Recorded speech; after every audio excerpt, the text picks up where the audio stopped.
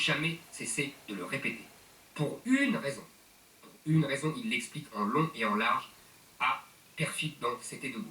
Il dit « Je ne veux pas que mon village devienne Colombey les deux mosquées ». Il dit « Regardez-les, les Arabes et les Français, c'est comme l'huile et le vinaigre, vous les mettez dans une même bouteille, ils se séparent. » Il disait « Il est bon, et je tiens à la citer entièrement parce qu'elle est tronquée cette phrase, il est bon qu'il y ait des Français jaunes, bruns et noirs, mais ils doivent rester une minorité, car sinon ce ne serait plus la France, car nous sommes avant tout un peuple de race blanche, de religion chrétienne et de culture gréco-romaine. » Cette partie-là, pour moi, et le général de Gaulle, elle est fondamentale du général de Gaulle. Sauf que il y a une partie des gaullistes qui ne veulent pas la voir, qui sont mal à l'aise avec ça. Parce que ça n'est pas le seul de Gaulle, ça n'est pas seulement je vous ai dit, voilà, bien sûr. J'ai été vraiment le plus honnête possible et le plus complet possible. Bien sûr. Alors, je vous dis, mais ce de Gaulle-là est fondamental.